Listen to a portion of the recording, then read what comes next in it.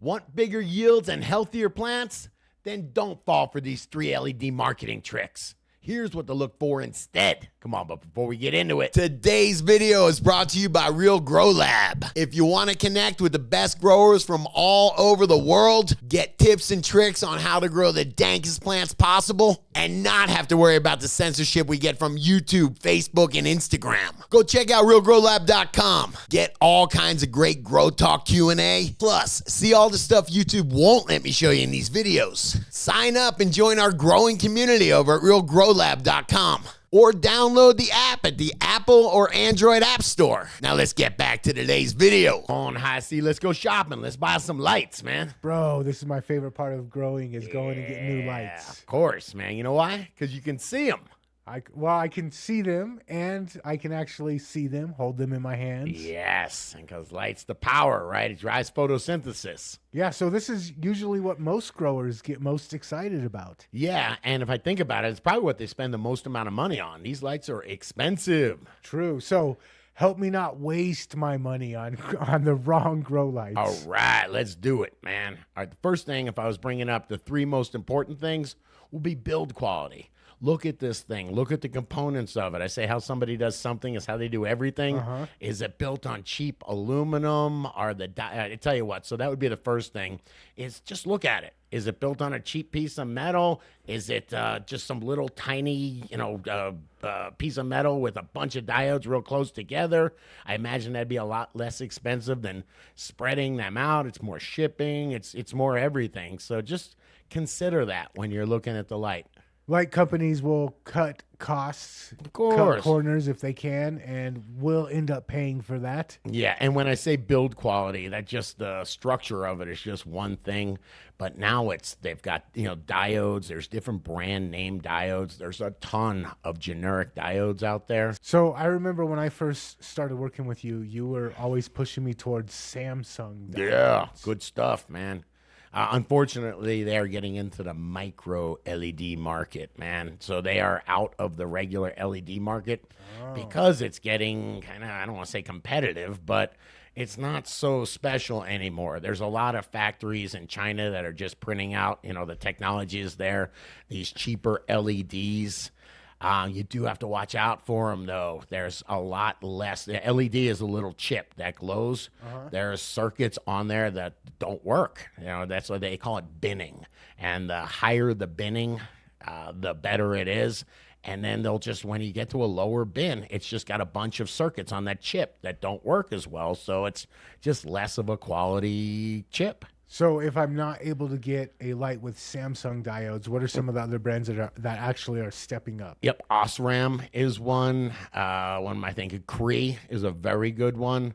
Bridgelux, pretty good. Bridgelux, okay. Yep. Yeah, I like the first ones better, though. Okay. And the companies that we usually go with, we're not sponsored, but we love HLG. We love AC Infinity. Good lights. Yep. So brand too. They're usually if they care about their brand, they're probably going to be implementing some of these higher quality diodes. Yeah. Take it from a guy that sells product. The worst thing you want is an unhappy customer trying to return it or being mad about it on the internet. So.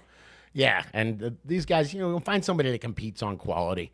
We can all go to Alibaba and find a $18 light where they're competing on price, but find somebody that competes on quality. Okay, and speaking of quality, let's talk about some of the things that we should be looking for in the quality. And my first thing that comes to mind is lights overheat. Yeah, heat management, absolutely. And that has to do with the power supply that they're putting on there. Meanwell is a really good one from back in the day. I know they're still doing work. But just the way it's laid out, does it have a big heat sink? Don't forget that's more expensive, and that's going to dissipate the heat.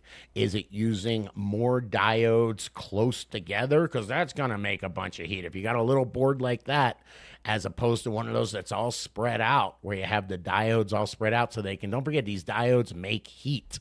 So you have to remove that heat or else they'll burn up. Yeah, and even though LEDs put off significantly less heat than the old HPS lights or whatever, it still does create a little bit of heat in there. This is the most universal rule I can give you, is every watt of energy that you put in gives you 3.41 BTUs of heat.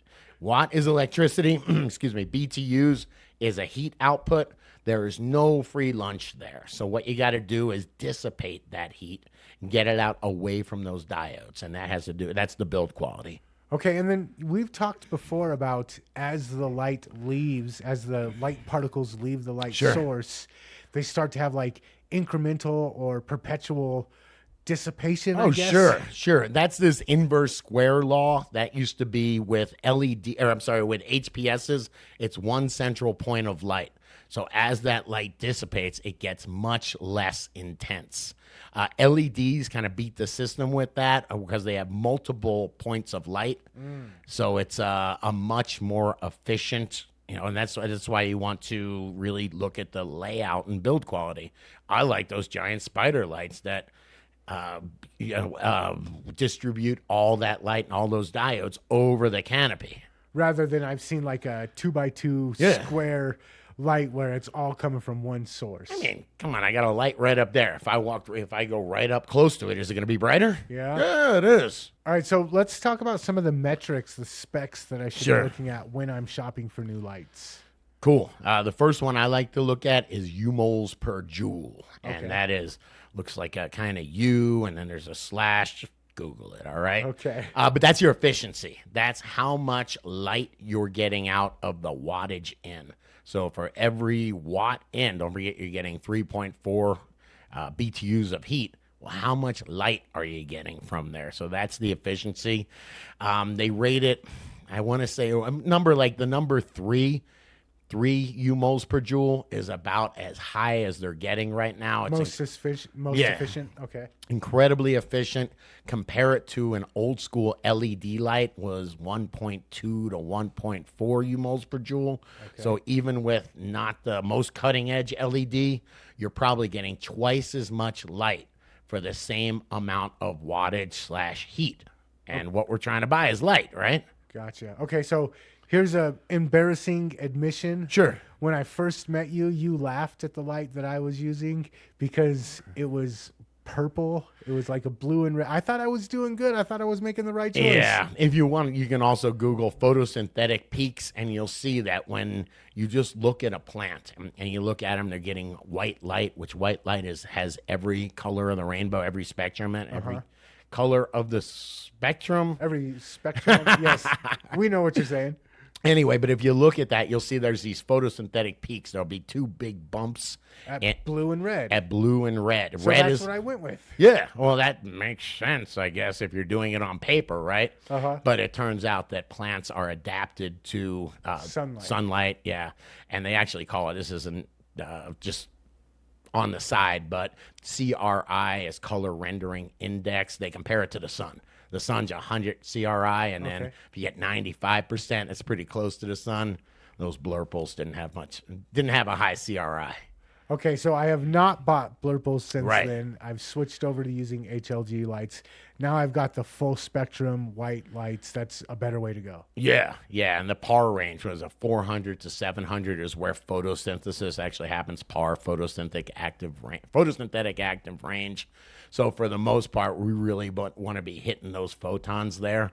And it used to be like they'd say plants don't use green light. They use green light. So you really want to use a full spectrum, i.e. white LED, 3500, 3000, 3500, something like that, yeah. Okay, and let's talk about, I don't know, when I'm picking out my lights, am I able to know what the PPFD is and what the watts are? If not, don't buy that light. Okay. You know what I mean? You want real facts. You want you'd certainly want to know your PPFD.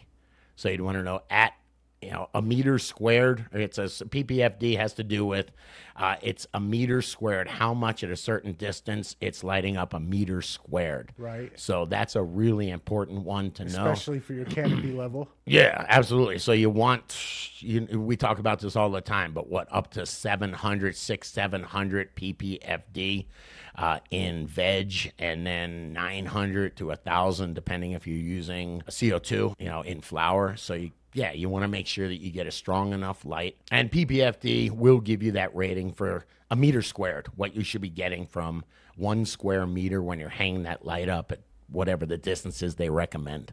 Okay, so we're looking for what our UMOs per joule are. We're looking what our PPFD is. Sure. I've seen, you talked a little bit about watts. I've seen something called equivalency. Yeah. What's going on there?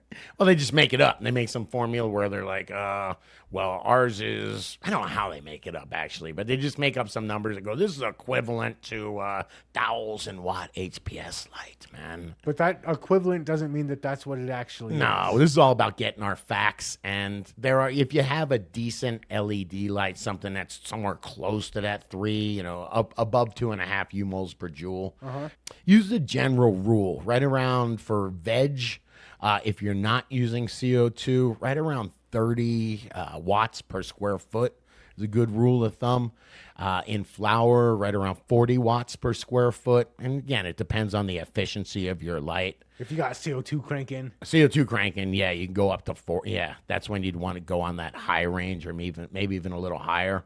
But just as a general rule of thumb, that's what you should expect from honest statistics. All right, and we were talking about light spectrum earlier. I've seen some new kind of fancy lights coming out. Sure. I've got the full spectrum white light in my own grow right now, but there's the stuff that's being added into some of the LED lights now. Yep. Yeah, the first one is far red, where we talked about those white diodes for photosynthesis.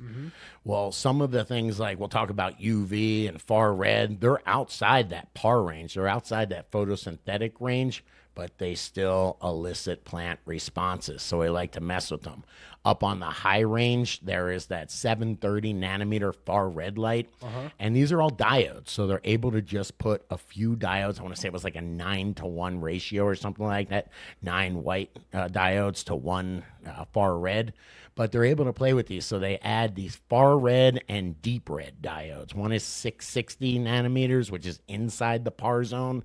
And then they figured out by adding these 730 nanometer to it, it's outside the PAR zone. It's not supposed to It's not supposed to be photosynthetically active, but it does something. It energizes the 660 red light to be more efficient, just to put out more light. So it's I want to say it's like 15% more efficient if you add a little bit of that 730 light, which doesn't cost you 15% more. Right. You were saying something about the amount of the deep red or the far red that you add? Yeah, you can add a couple watts, maybe 15 watts of the far red and get a 15% increase overall on that light.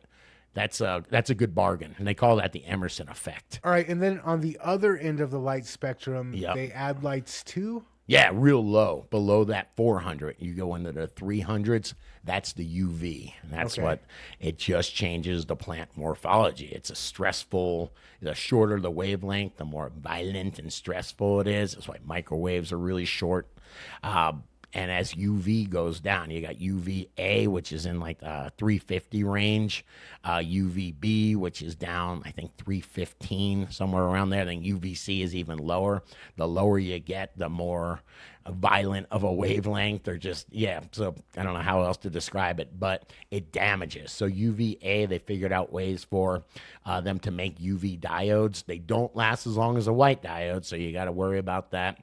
There's some people or some companies messing with UVB diodes. As you go down, these things degrade much faster. So, just consider that when you're buying your lights as well. So, but does it do like your typical stressing a plant generally causes it to have some sort of effect? Yeah, and think about that. If it's pushing out those wavelengths that are going to stress out the plant, it's actually stressing out the LED diode or chip as well. Okay, and you're saying these lights, UVA, UVB, they'll stress my plants out. Why do I want to stress my plants out? Because that's where the secondary metabolites come in. When we talk about how the trichomes are sunscreen for the plant. Yeah, so if you're, using this really, violent wavelength, this super short wavelength, the plant really wants to protect itself. UV is what gives us sunburn. And the plant protects itself by making more trichomes. So it triggers the plant to make more trichomes. Yeah, anything you see something that's above or below that 700 or 400, it's not meant for photosynthesis. It's meant for something else, stimulating second metabolites, Emerson effect, but not specifically for photosynthesis. Hey, but that is just me. That's what I look for when I buy a new LED light. But what about you? What do you consider when you're looking for a new light? Let me know in the comments. And if you dug this video, hit that like button, hit that subscribe button, share this one with another grower you know, and check out the other couple videos YouTube's recommending. Think you'll dig them.